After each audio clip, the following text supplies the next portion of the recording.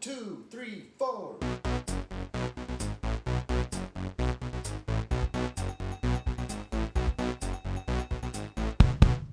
Hello everyone and welcome back to another episode of Oh Brother. Today's movie is Pineapple Express, released in 2008.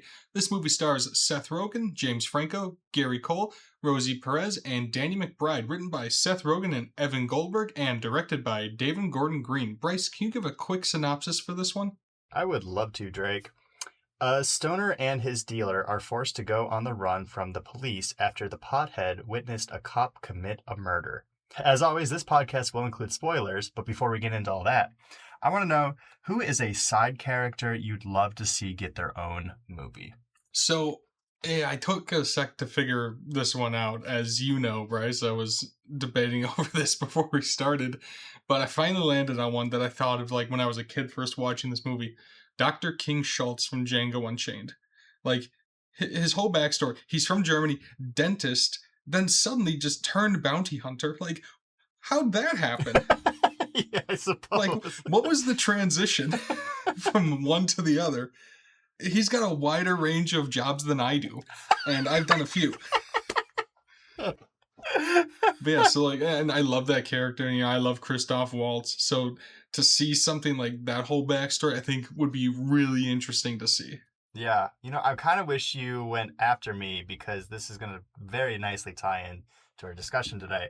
But before we do that, the character that I'm going with is going to be Vizzini from The Princess Bride, played by Wallace Shawn. Ooh, I yes. want to see a movie of him in like that Uncut Gem style way where just people are getting after him. He's teaming up with this ragtag group and everyone's falling out, everyone's betraying him. And it's just chaos ensues over the course of like that Lord of the Rings style backdrop. Over mountains and boats and everything like that. When I watched The Princess Bride, one of my critiques of that movie is that there's not enough Wallace Shawn. And that's my critique with most movies. If I'm being honest with you, that's the solution right there.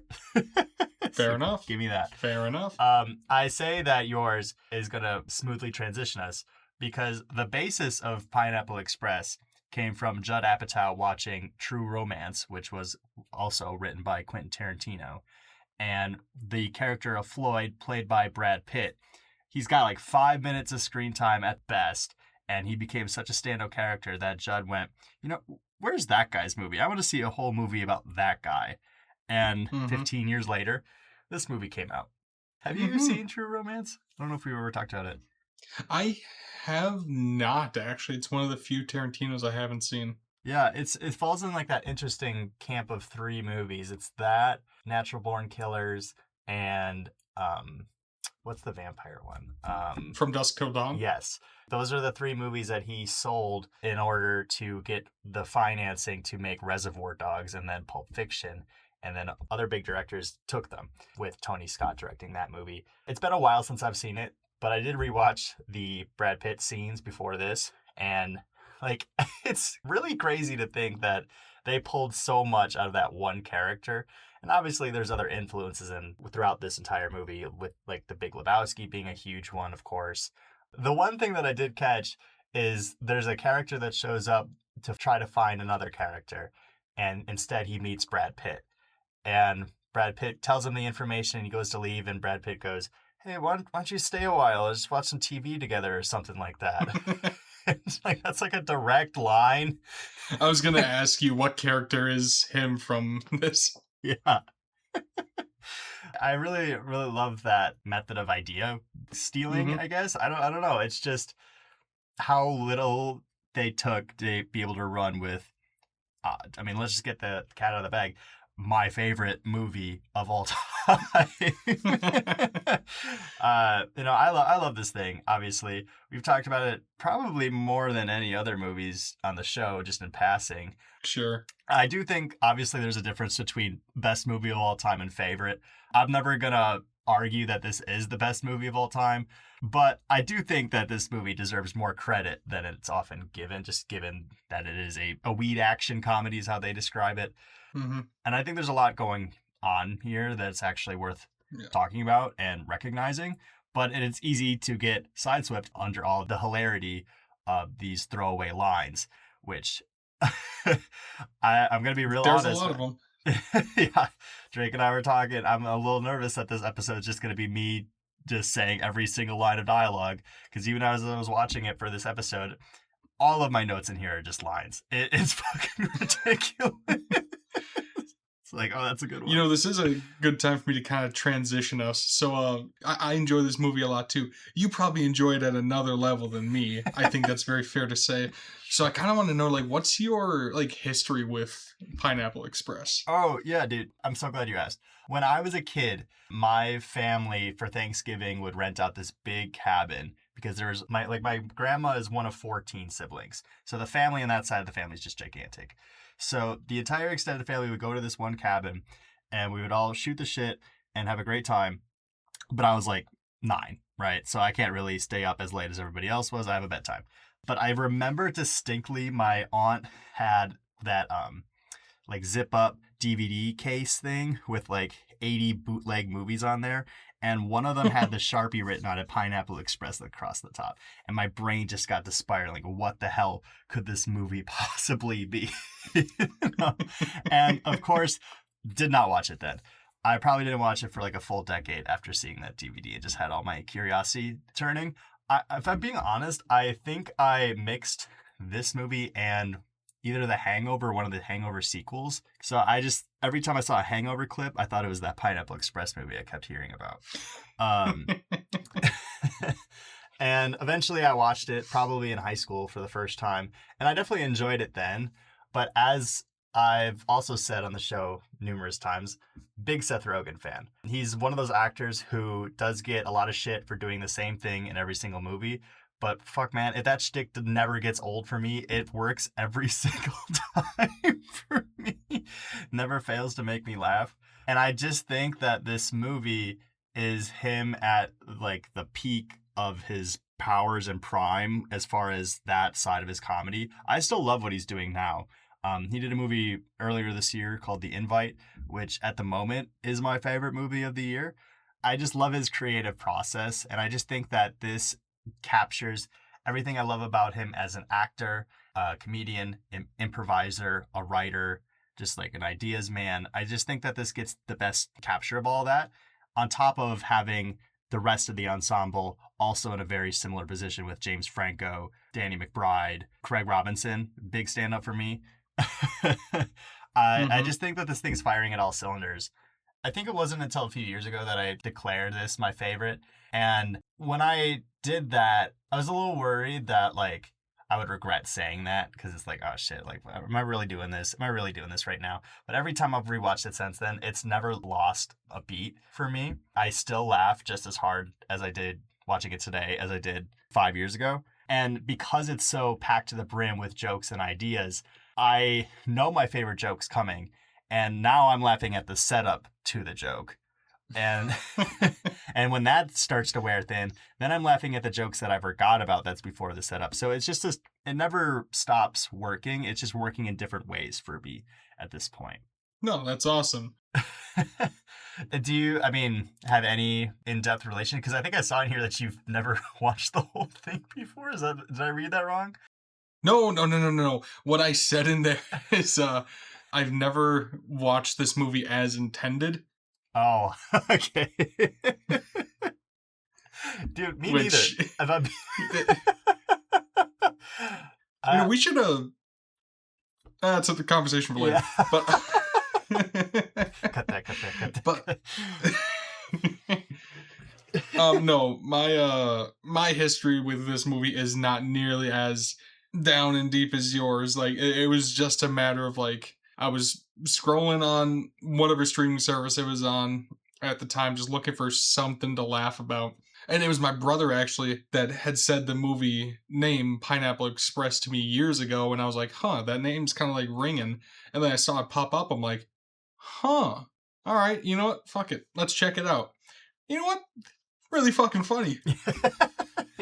Surprisingly brutal. People straight up just get shot in the head, like stabbed, like burnt, like decapitated. Danny McBride shoots Craig Robinson's foot off of his dead corpse. Like, holy shit. Oh But man. it's got enough of everything I enjoy. It kept me invested. And you were talking about how like Seth Rogen does his like, he's got his one thing that he does, but it really does work for me, except when he was in Supergirl. That wasn't working for me. Um It's 10-second cameo. I do want to actually ask you, so when it comes to actors that kind of really have like they do one thing Hmm. but it's pretty well liked, what is your like point where you are stop being interested? Because I know for me, like I love Ryan Reynolds and I've seen him do other things, but I am personally sick of the Ryan Reynolds thing. Sure. Yeah, And that's a like great for me it's example. old. Now Seth Rogen on the other hand, I really like his thing, and I also really like Matthew McConaughey's thing. He like just the smooth talking gentleman, just all right. Like that I can never get sick of. But on the other hand, some things I do get sick of. So I kind of want to know what your benchmark is for that. Yeah, I mean, there's definitely those guys where, like, they've made their whole career doing that one thing, like Jason Statham, for example. That is a When I, great example, actually. I don't think I've seen him do anything else. but when I'm in the mood for that thing, I really like knowing that that guy's there for that Like thing. he can do that. He can pull it off. Right. But there's other times where they're trying to do other things, but they accidentally just slip back into that thing. Like this is kind of another going back to Supergirl, funnily enough, with Jason Momoa. I'm kind of getting burnt out on it. I'm Mhm. hoping that he wins me back over with Dune, but we'll see. I think it's a balance of being self aware that you're doing this thing and maybe even at least attempting to try something new. The Rock is another example of this kind of an actor, right? Like, we're all kind of sick of The Rock just doing the same thing over and over again, but at least he tried with The Smashing Machine. That was actually a performance where I didn't see The Rock doing his thing. He's actually doing a performance in that movie. Right. But then he switched back into the live action Moana. Like he was literally on one of those Hollywood Reporter roundtable interviews last year trying to get Oscar buzz for him going, and less than a year later, he's the epitome of everything I don't like about modern day blockbuster filmmaking. I mean, I guess you can't turn down that kind of check. I get it. Sure. And you know what? To be critical towards Rogan, he's not afraid to do that shit either. He was in the live action Lion King movie, both of them. He'll get the check, right? Which I mean, who you can't blame him for that. But he's also willing to do the complete turnaround and do one of like the most successful um like TV shows as far as awards are concerned with the studio. He's at least stretching his legs and trying new things. And I think some of these other guys, they're just taking longer to do that and they don't seem as interested in doing that. And I think that's Hmm. where I might start to check out. Because at least like Sure. with McConaughey, like, you could see how you could get sick of that, but he's actually doing different genres, different directors, Right. putting himself out there physically too with Magic Mike and then Dallas Buyers Club. He's doing it. Hmm. So I don't know. That's kind of where I fall into it with that. I like it when Danny McBride just does the thing of him just being an asshole. Because truthfully, and this might be a rip on myself, I could see myself doing that. Honestly, I think the first time I watched this, I didn't get the Danny McBride humor. And that was the same for This Is the End, too. I Hmm. find that mean humor, I need a second pass to appreciate it because the first time I watched it, I'm Hmm. like, well, this guy's just an asshole. I don't like this guy. But then the second time through, it's like, oh, I see what he's doing here. That Yeah. was my problem actually with Superbad the first time I watched it, is that how big of an asshole Jonah Hill is in that movie. Or The Big Lebowski with Walter. I'm like, just be nice to Donnie, dude. Like, what? No, fuck Donnie. Yeah. I don't know. I going back to the title though, I think this is like one of the best titles, just flat out.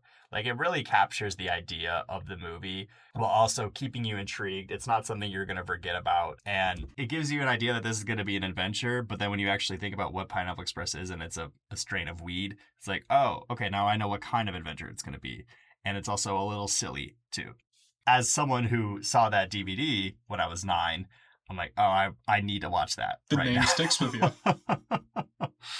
And comedies, oftentimes to their detriment, really rely on watching it with a group or with at least one other person. And I think that this is one of the few ones where I don't need someone to be there for me to get the full experience out of it. Because there's definitely times where I've watched a comedy with you and a bunch of other of our buddies and had a great time. I'm like, oh shit, this is a new favorite of mine. And then I watch it at home and it just doesn't work. Not funny. I always am curious on how some movies need it and others don't.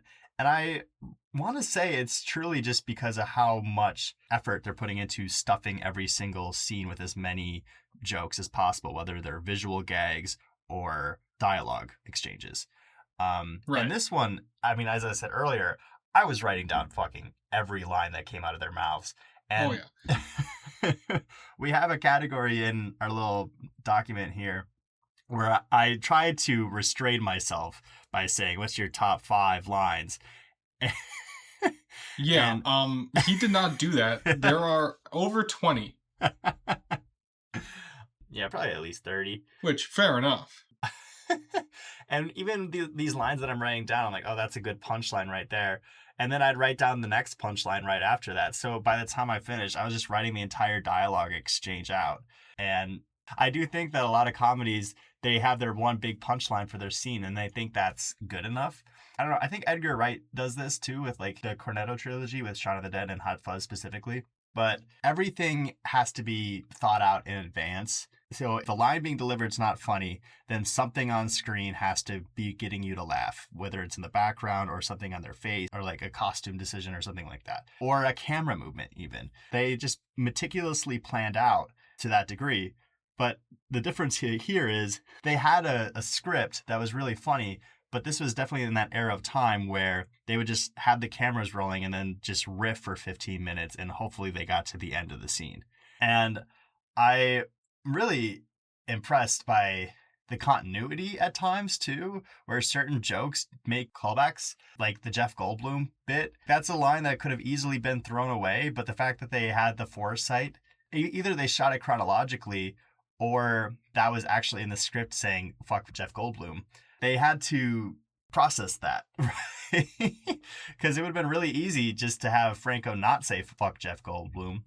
But because it was set up earlier, it makes it even funnier that this idea of a guy that Dale's jealous of has been lingering in his head, that he has to address it to Saul, that he's like, man, this guy's really strong and funny. They do good impressions of Jeff Goldblum and stuff.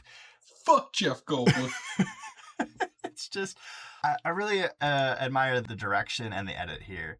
So this is directed by David Gordon Green. And at the time, he had made his acclaim with like these really independent dramas. But he went to college with Danny McBride, and Danny McBride was even in his earlier films as well as his short films. And he just saw that the way that he worked was actually really similar to the way that the Apatow team worked at the time. And they thought that they would get along together great. And they did. But like knowing that when you're watching his direction, it's really funny to see how highly they praised him, which I'm doing too, obviously. But when you actually watch it and it's just Craig Robinson reading the same line over and over again, but then David Gordon Green will just say, okay, now do karate while you do it. Do it, but be really offended. Be feminine, but also ethnic. Like, these are just a few of them. I'm just going to read these all off. Do it like Oprah Winfrey. Do it like a preacher. Do it like a duck. Do it like you're on the shitter. Do it like a drama student. Do it like you're a bad actor. Do it like you're watching surgery on TV. Do it like you're a king with a giant goblet of wine.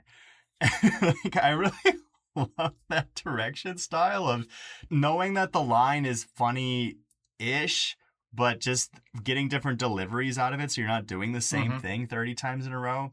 And just piecing together the best take in the edit. It's just an idea that I've never thought of before, and it really works. And it's really funny when you see them out of context with the scene. It's like, why did he say that line like that? And it was because Green would shout this off camera to them. It makes you wonder, like, which one of those like prompts was the one that made it in? Right. I think You're on the Shitter is one that definitely made it into. Oh, probably. Yeah, so I don't know. I think there's a lot here. Obviously, I'm just keep repeating There is. myself this This is entire gonna be time. one of those episodes where Bryce talks about it, and I'm gonna agree with him. Just uh-huh. Oh yeah, totally.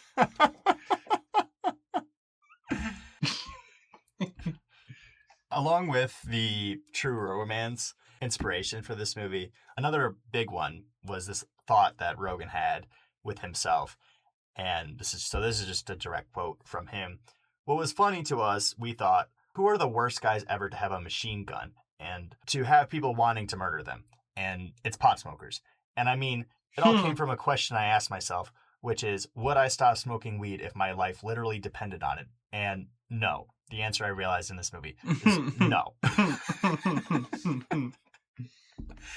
An idea that Rogan and Evan Goldberg will talk about to this day is that when they're writing and trying to come up with new ideas and scripts and whatnot, they ask themselves, what's the movie that if someone else made, we'd be pissed off that we weren't the ones who made it? And then that's how they get the ball rolling for these kind of movies. As they were even filming this movie, they're like, I would love to watch that movie. Like, we should make that movie and let's do a really good job at it. And this will probably be my favorite movie. And it's like such a simple idea. Like, make a movie you would enjoy watching. Yeah. Like, you could really easily see how this could fall apart so fast if they didn't put the care into it. And like, you can tell that these are real characters that they put energy into. One of the things that I really enjoy more than anything is that these characters have dreams that they want to achieve. And like, I just love characters that have traits that aren't important to the plot of the movie. But I could tell you something about Dale and Saul that is not related to what's going on here. And it just makes them feel more like realistic people. Like, I love that Saul, the only reason he became a drug dealer was to get his bubby a nice retirement home. And then after he's going to become a civil engineer so little kids can take shits in playgrounds. Like I'm going to make septic tanks. I don't need that in there for the plot to work. But it makes me feel like I understand who Saul is. And I love how obsessed with the radio Dale is to the point where he wants to be a host of his station. I love that he's not just weed guy number 1 and weed guy number 2. Yeah, they have depth, which is really important, especially in a comedy, honestly, because a lot of times you'll get like these movies that are like, these characters are funny. Why are they funny? Well, because it's a comedy movie. Right. You have to have characters that you care about to be in these funny situations that makes it even funnier, or the reverse of it, characters that you do care about and they're in ridiculous situations that are pretty dangerous, but them reacting in such a weird way is even funnier. Like when Dale gets his ear shot off and they're trying to put the earlobe back on. Like, that shit cracks me up each time I see it. It's a dark scene. Like, in any other movie, it would just be like, oh shit. But because it's these characters that feel real, and they're treating this situation as, like, real and as important as it is, to us, that makes it really funny. Like, of course the ear's not going to stay on there because you hold it there. Like, that's not how that works, and we know that's not how that works, but to them, it's like, oh, obviously, this is the solution. This is what we have to do.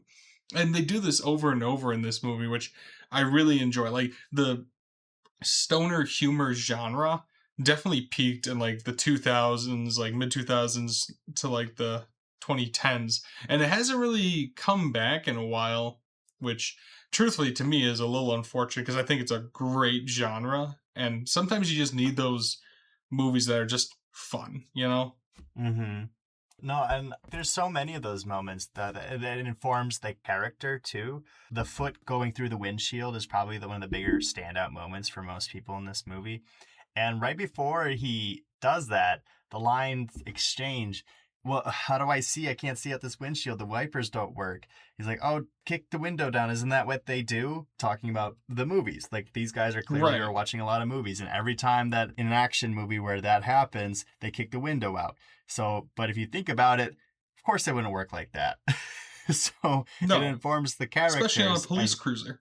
exactly.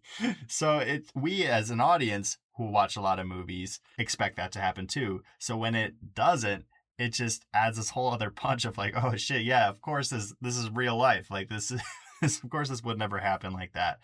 You were talking about the ear scene, but a few minutes later, when Bobby Lee jumps onto Seth Rogen and he shoots him in under the chin and he falls onto the ground, and Rogen just looks at him, he goes, ew, and then runs away. Ew, yeah. That's just such a real reaction, but the situation Also, and is like so earlier in the heightened. movie, they talk about like how they probably we're not murderers, we can't do this, and then they're just killing dudes left and right, like no biggie. Very easily too. Like, Yeah. With precision. I'm always surprised when Ken Jeong shows up in this movie. he's fucking everywhere in the 2000s. Oh yeah, he's just popping up everywhere. Isn't he like a doctor in real life? Yeah, I don't know if he still is, but at one point he was a practicing doctor. I know he was when this movie was a thing. Right. Which, like, how did, like, that career shift? Imagine you go to your doctor and Leslie Chow from The Hangover is the one seeing you. You're like, oh hell no. I'm not trusting this guy near my butthole. You know what I mean? Yeah. And it's like got a few of those guys though that like it's fun to point him out, like Joe Licciulio as the principal of the school. Dude, I love him in Brooklyn Nine-Nine. Yeah. Like, I'm glad he got like his thing to like really make him like a name, but I've always loved seeing him. He's always like he was getting so fired up with Seth Rogen. That's probably one of my favorite like scenes early on. It's just so good. It's like, I don't have to fucking listen to you. All right, listen up, asshole. I was like, whoa. Why don't you step away, you weird little prick? Okay. Now that scene, that kid, Clark, I don't know how he didn't become a bigger star. Because this scene reminds me a lot of the Jonah Hill scene in 40-Year-Old Virgin, where he shows up for like 3 minutes asking to buy these boots with the goldfish in them from the We Sell Your Stuff on eBay store, and he just doesn't get it. And now Jonah Hill is like one of the bigger stars of this day and age. And I feel like this could have happened to this guy, but it just didn't. Every single line this guy has just cracks me up. The favorite, of course, is seriously, your Jeff Goldblum impression almost made me pee my pants. He goes, I wish. And then it Yeah, no, that was, what do you mean? Time to suck today's dick. That's what's up. I think that's the line that I say probably the most in my day-to-day life, if I'm being honest. I don't know what happened there. I think we missed out. Because he really hasn't done anything since then, or even before that. I don't know where he came from, but fuck. Do you have like a standout character? Is there like an easy one for you, or? So, okay, each time I watch this movie, I switch between two characters. It's either Saul or Red for me. Saul, because he is without doubt like the standout in this movie. Like, he's just the guy. You know, he's always really fun. He's just a nice dude, like all around. Like his scene, like when we first meet him, when he's like being all nice, he's like, "Hey, come on, man, sit down, have a chill out for a second." He just invites Dale in, and Dale does not want to be there.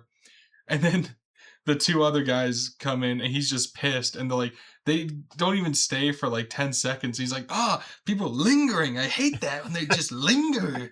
And then he closes the door, and Dale's like, yeah, I hate it when people do that. He's watering his plants. He's like, so Dale, tell me about your job. It's like, just doesn't get it. But then it's also like, well, technically Saul is not lingering because it's his No. apartment. And it's like, you don't really want to say no to the guy because he genuinely is just a nice dude. But then later in the movie, he does like start selling weed to children.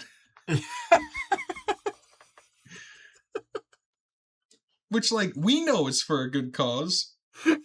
But he's also selling weed to children in hefty quantities. They're just grabbing shit out of the bag. On like school grounds. Yeah, on school grounds, like well within eyesight of people. And he is to me, like, if I had to describe him, he's the golden retriever. You know, that's exactly what he is.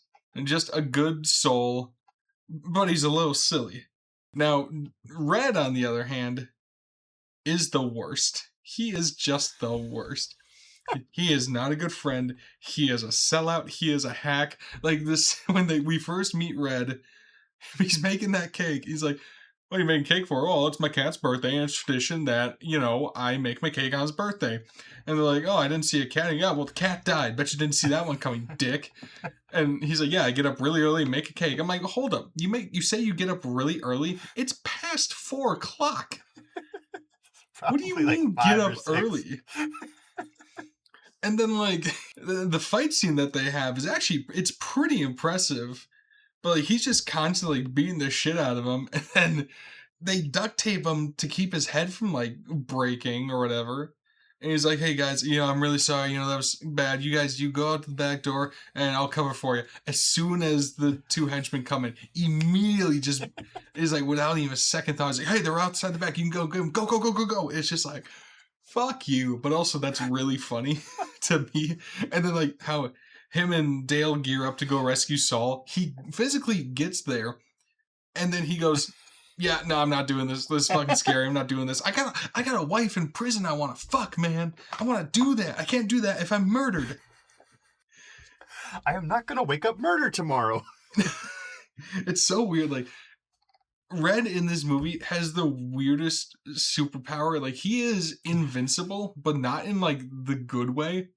Like, he got shot a couple times. He got his neck broke. He was stabbed. He got blown up.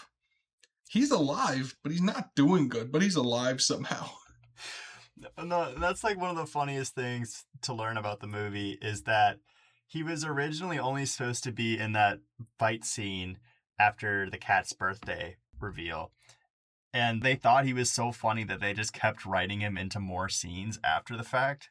And they just thought it would be funny that he just couldn't die. And like it, which is, I just love the reasoning. I love that this wasn't intentional whatsoever. They just were like, you know what, we're gonna keep this one. We're gonna keep him around. They really are the opposites, but I love that they are such good friends also, despite it all. Mm-hmm. Like one time he got me a hand job and like within 5 minutes, like, "I don't even know your name." Oh, that is pretty rad.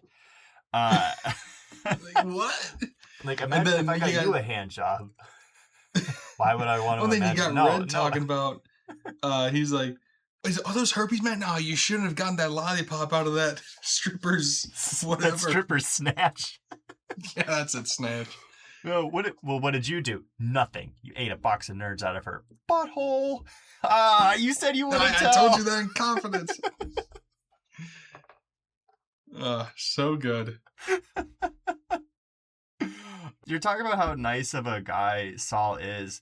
The scene where Saul and Dale are breaking up, I do fully buy that these two would break up at that scene. Like, there's certain times where the characters split up, and you can just clearly tell it's just the formula of the movie taking place at that point. But I buy it at that given time. They just got out of this hectic situation, and Saul goes right back for the weed. And Dale's like, "Just don't stop. Just stop." And Dale calls him an asshole. And Saul goes, "I'm not an asshole. I have a good authority that I'm a perfectly nice guy." And you know what? I'd vouch for him. I see that you have in here that you're not a fan of the age gap between Angie and Dale, and I completely agree with you. It's like, really honestly, gross. Dale is probably my least favorite of the three. Oh, okay.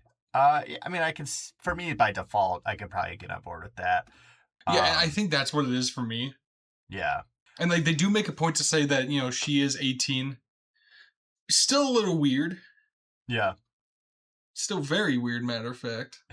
Like, that for me is like the thing that just has not aged well for me with this one. Sure, but I also don't think that they wanted it to look good either. Well, no, and I know they didn't like. It's intended to be a bit where it's like, yeah, this dude's a loser. He's dating a high school girl, and you Mm-hmm. can see like when Dale's telling Saul this for the first time, Saul's just like, huh, right on. That's She the thing, smoke though, weed, is I think Saul doesn't think it's weird at all, which is kind of makes it funnier in a right? way. The only thing he asks is, does she like weed or whatever? But like, I think that because when we were in high school, there was at least one girl I remember who was dating someone who was in their 20s, and it was weird to watch then, you know. But now that we Yeah, are the 25-year-olds, I'm like, absolutely not. No, do not do you. that. And Ew. by the end of the movie, you want to be friends with these three guys because of how good they get along with each other and how funny they are, and they just look like it'd be a good hang. But then, if you think about it for more than a few seconds, you're like, you know what? I feel like I probably shouldn't hang around. These guys probably aren't good news, actually. These guys are probably fucking losers. Yeah, like huge losers. The dynamic between Franco and Rogan is, again, firing on all cylinders here. Like, Hmm. we talk about the straight man and the funny guy, and I think that they find that balance of making both of them funny Hmm. without them seeming like the same character either. They really found that right amount where, like, okay, he's gonna be the stand up for this line, but wait, he's actually gonna swoop in and steal it again. And they do that back and forth really effectively, where anytime Saul's not talking, I'm not upset that Dale's talking, kind of a thing.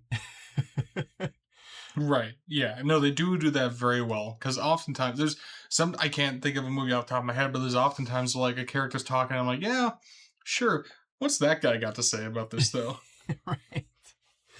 Yeah, I can't think of an example either. But What was your? Oh, sorry. Go no, ahead. yours is definitely going to be better than mine. You don't know that. What is it? I was gonna ask you what are your thoughts on like the opening scene, like the black and white, like ultra noir, like sci-fi setup. So I often hear criticism for this movie that this scene is so good that the rest of the movie fumbles in comparison to it. And I can see why you would think that, but for me, obviously it doesn't.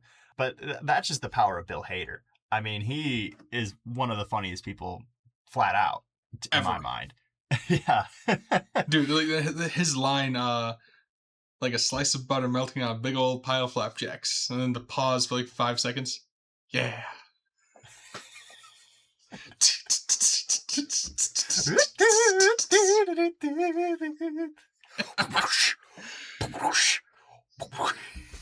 Hey, Chief, can I get a torch? Yeah, exactly. I got a few problems with your military system. One, lots of dudes. Where are the boobies? Dude, his delivery of "fuck you" is like one of my favorite "fuck yous" in all of cinema. It's really good. The pauses he's able to let sit there, because I think a lot of lesser comedians do the thing where they can't stop talking, they don't want to lose the audience, but to have the confidence to let this silence linger to build on to something shows a lot of restraint. And I don't know, I really appreciate when people are able to do that. Obviously, I'm not great at it. I can never stop talking. But him doing like this is how serious I am. Your dick, my mouth. Alright.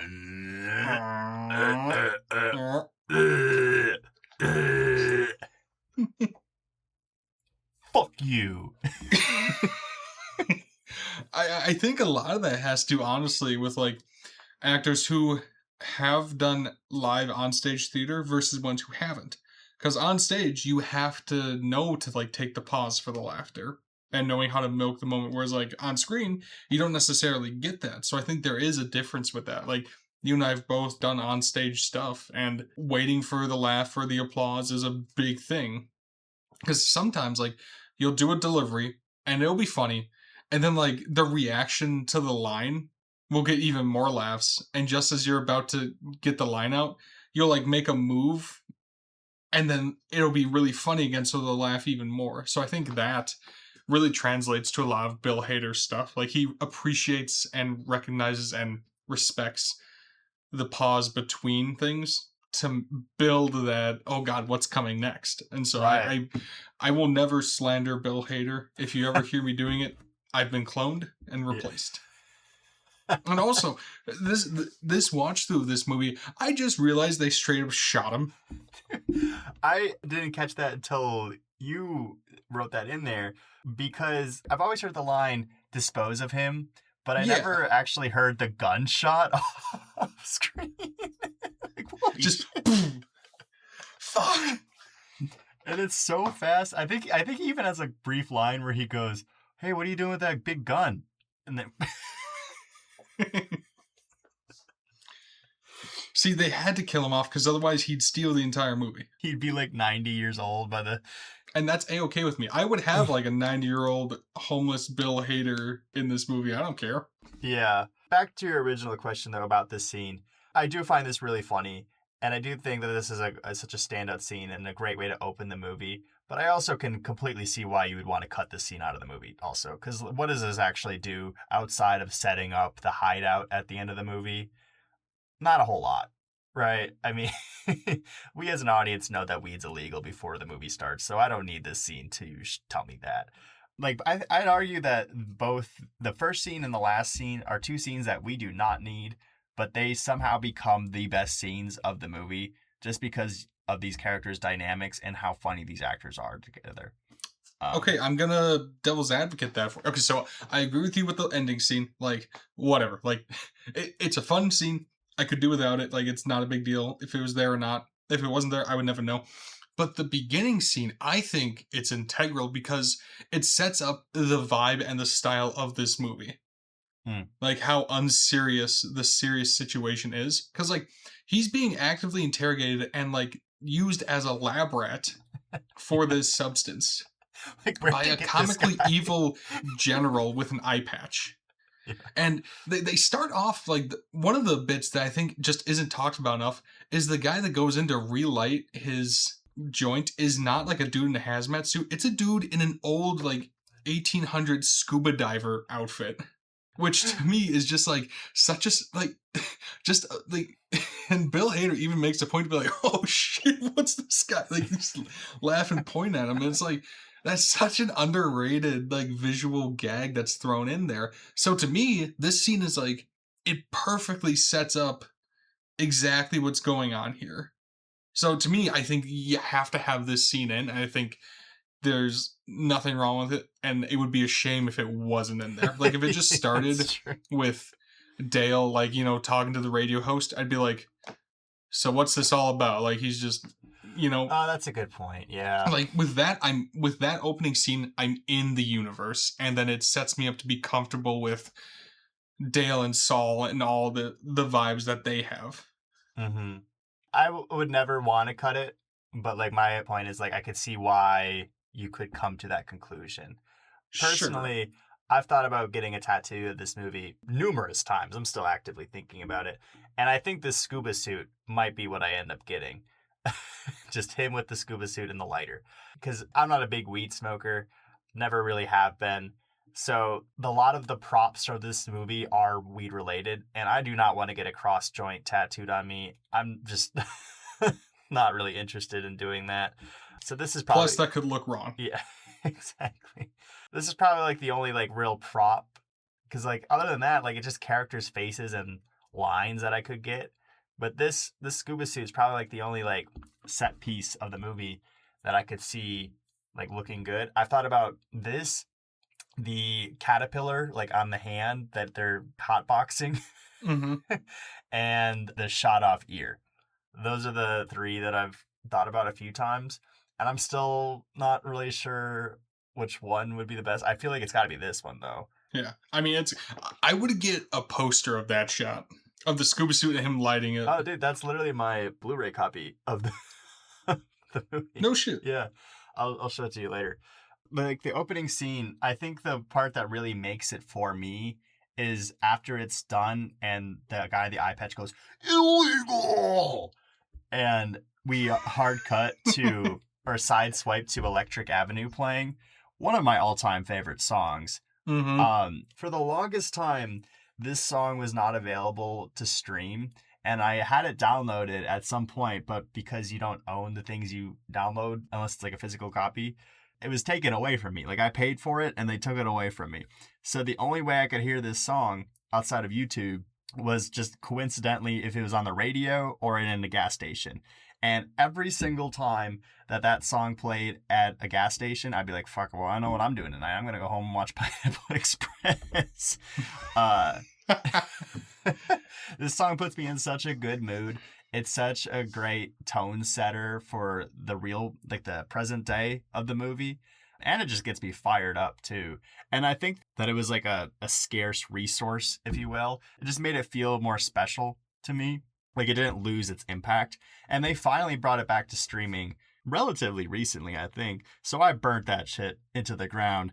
And, you know, even after doing that, it still works. This is one of those songs, like, and I want to do a whole segment on this one of these days, but just a song where you hear it and this is the movie you immediately think about it. And Mm-hmm. I have to watch this movie now. There are a few songs that I have that are like this, and this is like the top of the list because Nice. I wish I was driving before streaming music where you could pull up to somebody at a red light and then they just happen to have the same song playing with you at the same time. I wish I could experience that because No, okay, I'm not kidding you. This happened to me like last week. Because on my drive to work, I listen to a station, but then I get on to an exit, and then that's when it cuts out, so I switch to another one. And I go on that road for a bit, then I get off at another exit, and it's at that time that I roll my window down, and I forget what the song was. It was like, it was Dracula, Tame Impala. sick.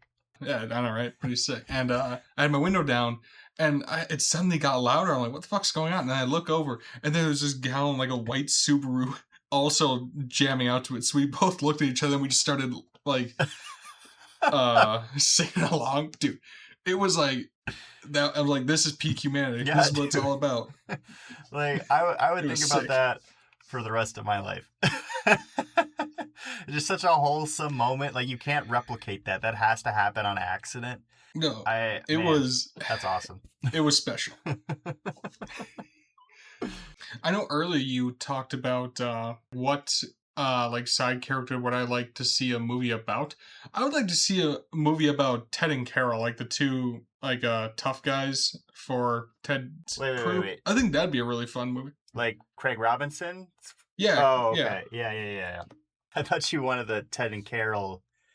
Like, Oh no! I misspoke. No. okay. I was about to have a lot to say about that. No, Matheson and what was it, Blodowski? Yeah. I think that would be a really fun. Yeah, no, I think it would have been really easy to make these guys just the inverse of Dale and Saul, but they don't even feel like that. They feel like a completely separate idea that just happens to also be a buddy duo group. And I love how much history that these guys clearly have. You used to not give a fuck about discretion. I've seen you shot somebody's face off. I seen it. Dinner's gonna be cold tonight. I like how he shoots him at the asshole. end. He's like, I knew you got soft. Craig Robinson's obviously the standout out of these two. I wish the other guy, Budlowski, had more quotable lines. Like, they feel like the first draft of Dale and Saul in a lot of ways, where he's the straight guy and Craig Robinson's the funny guy. And I wish they could have ironed that out a little bit if I'm being nitpicky. Having someone to give Craig Robinson The a ability to launchpad. do Craig Robinson's thing. Yes. And I'm not going to complain if just to watch him do his thing. I love his scream. See, honestly, I love Budlowski's vibe because he's just a dude who's tired and wants to go have dinner with his wife. You know, like, I'm good with that, man. Yeah. Like, it's a very easy motivation. The movie takes place over like 2 or 3 days. So it's like, obviously he's not going to change that much. So of course he's still going to be complaining about this. And I love that he gets so fed up that he just shoots that guy at the end in the barn. And he's like, just blames it on Dale. You shot Peter. Denton shot Pete. Pete was ex-CIA. Who the fuck is this guy? Who the fuck is this Denton guy? The process server is such a good idea for a job for this guy to have. because it shows both Dale's laziness, but it also, for our antagonist, like it just perfectly works out that Dale seems like the smartest guy in the room when it just accidentally falls into place that he is. And I love when a movie can do that without making it seem like the bad guys are stupid also. I think that's a really hard thing to pull off. But once again, it does it. It does it. Mm-hmm. No, I was about to criticize your take there because honestly, my biggest like gripe with the movie is any scene where it's just Ted and Carol. I just don't find them as funny. I don't think that they have very memorable lines. And it only feels like that big of a gripe for me because of how good everything else is, that it's like you can clearly see where the funny stops for a moment. Yeah, no, you can definitely tell that everything else is really funny. So like, then you switch to that, it's just like, oh, okay, wow. Yeah. And maybe you need it to get a breather between everything else. I could see that argument. I could see the argument that you need them to set up the feud between them and the Asians. But I don't know. Maybe you don't. One of the bits that is funny to me, but also kind of odd, is that they keep Asians ambiguous. It's like, well, which ones? Who are the Asians? The Indians are technically Asians. It's true. But that shootout that the Asians start at the end of the movie, all of the action in this movie is pretty great. The action in this movie is surprisingly good. Yeah. And they were doing a lot of these stunts themselves. Like they said in interviews, like 90% of it is them. And it's not like it's the most intense shit you've ever seen. Like we're not watching John Wick or anything in here. But I don't know. There's something really funny to see Seth Rogen jump off that comically large. Dude, that is one of my favorite shots in this whole movie where he's like spread out like fucking Batman, just like he would not make it down. Like he would 100% hurt himself. But the way that they shoot it, it is very funny. It's so weird. It's almost like he's gliding down. Yeah, he's literally floating. These characters just get the shit beat out of them. Like I love that they, like I was just saying earlier, how they, like Dale perfectly falls into the situation where he seems really smart, but when he's actually opposed to the conflict physically, of course he's not equipped to do all this. And I love when Rosie Perez and James Franco are fighting and they start like actually charging at each other. Rosie Perez gets the upper hand really fast on Franco and just beats the shit out of him. Because of course she could. She's a police officer. And this is a guy who just sits on the couch all day. Of course she's going to beat the shit out of him. And I love that they're not afraid to show our heroes getting beaten up. I think it just makes it really funny, too, to see how much these guys take. Like you said earlier, Red gets full on blown up in that building at the end of it. And I love when he's crawling out on like all fours and he goes, "Hi." Well, and at the end scene where like they're at the diner, like when they got their hands on each other, he straight up just loses consciousness. He's like, "Oh, you're losing a lot of blood. Yeah, you got to fill up." And he's just, they're feeding him like, I don't know what it was, cottage cheese or whatever. It did look like cottage cheese.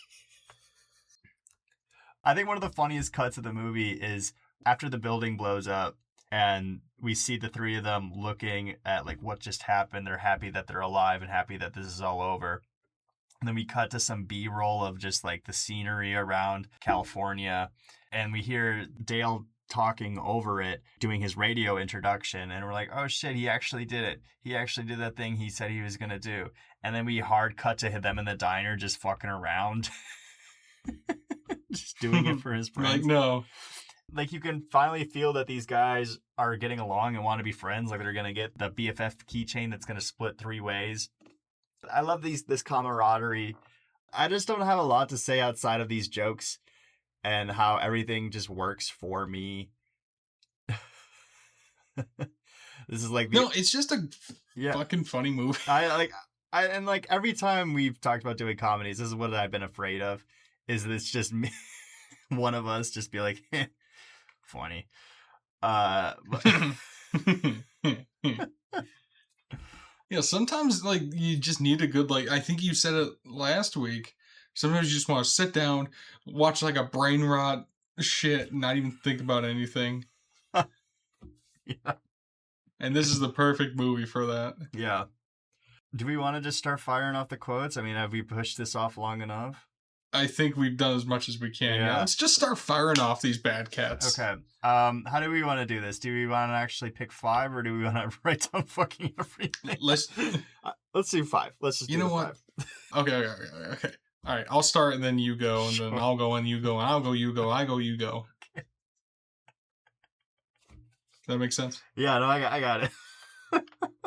Okay, so this one is when we first meet Angie. It's like the hard cut to her and Dale at the school, and he just goes, "I can't come." After she they goes, just "What?" finished making out.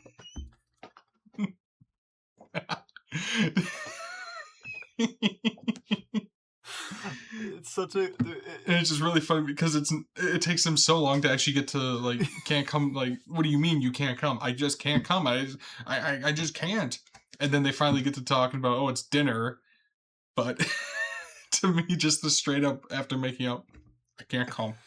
What? It's actually like a shockingly good structure to start a scene with something like that, because it gets the audience intrigued without actually asking a question.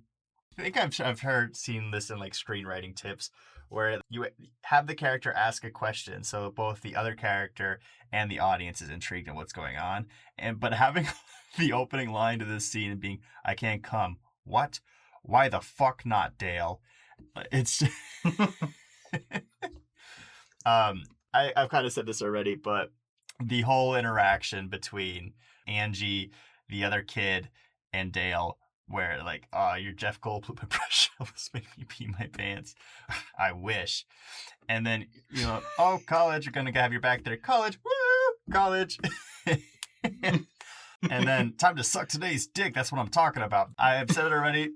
He's like a standout character for me within 3 minutes of screen time. I did talk about this one, like they're in Saul's apartment. He goes, "Linger, lingering." Like, there's one thing I hate is a person really who funny. lingers. So, what do you do for work? You've been coming here for about 2 months now, so I gotta ask, what's with the soup? I'm a process server. Oh, are you a servant? A butler? Oh, like a butler? Chauffeur? Shine shoes? Bryce, hold the hell up. So Bryce put that quote in this. That's not how you spell chauffeur. I want you to know that, buddy. Chauffeur? It's CHAFFEUR. Not SHOEFER.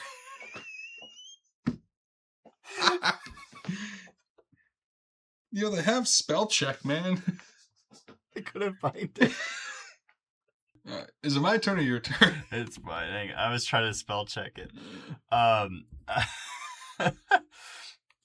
standout scene for me is the whole interaction when we first meet Saul and we're introducing the idea of Pineapple Express into the plot. And it's actually very scientific. I don't want to get into it right now, but basically like the whole monologue was like that crazy Northern Lights shit I had, and that Blue Oyster had a baby, and meanwhile that Cajun stuff had a baby, and by some miracle those two babies met and fucked. It'd be this shit right here, man. This is it, man. This is the future. This is the product of baby fucking.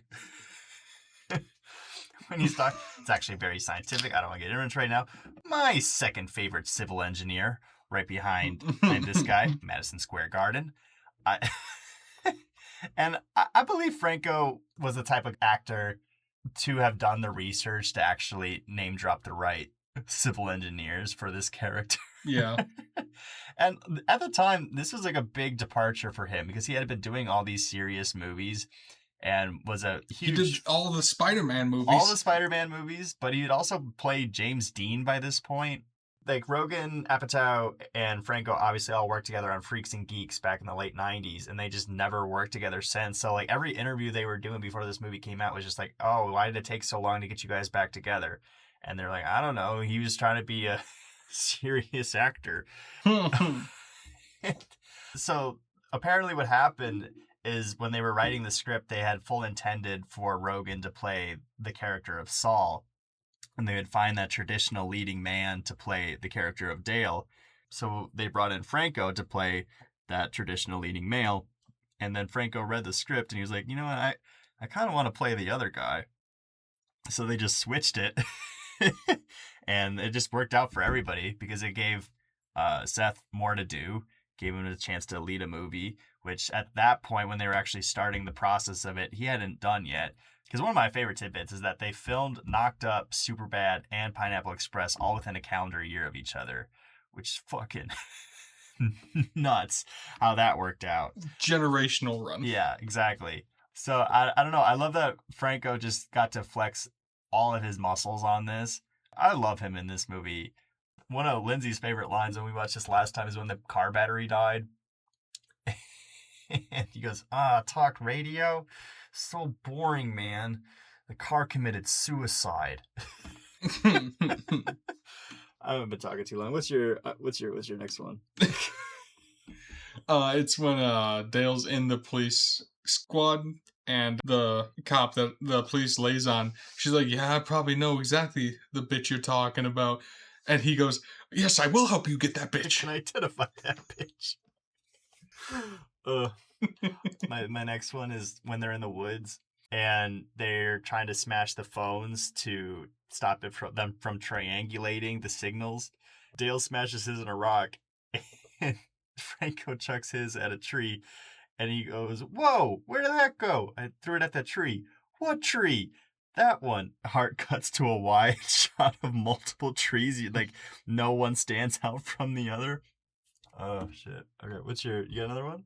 After, like, they split off, like, he throws Dale a bunch of cash, and then he comes back with, why don't you supersize it, bitch? And throws, like, coins at him. It's just, why don't you supersize it, bitch? I don't know what it is, but it's just, like, the deadpan, like, delivery of it is just so good. I already said it, but you ate a box of nerds out of her butthole gets me every time. The one that you sent like the gif of the most is Craig Robinson going, this is so exciting, right before he's about to shoot up Angie's house. My last real one, this is one I feel like never doesn't get talked about enough, but Dale, after meeting the parents, is trying to tell them what to do and where to go. He's like, go to the Days Inn, use a fake name. And he looks around in the Garagely. But right after he lays out this whole plan, her dad goes, fuck off, loser. And he doesn't say anything other than, ugh. Oh yeah, that's right. That's right. We're just so much funnier than actually saying something. Yeah, exactly. Really funny stuff here. Tons of it, man.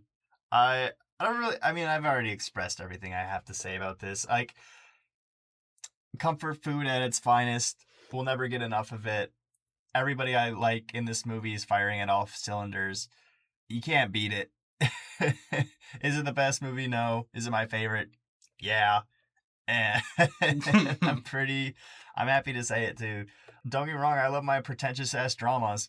I eat them up, but there's something to be said about a movie who set out to have one goal, and that goal is to make you laugh, and it completely succeeds at that goal. Can't go wrong. Cannot go wrong. Well, thanks for tuning into today's episode. If you've enjoyed this one, be sure to like, comment, and follow along so you know when we release another episode. And if you have any feedback for the show, send it over to our Instagram, o.brother.official. As always, I'm Drake, and this is Bryce, and this has been Oh Brother. We'll see you in the next one.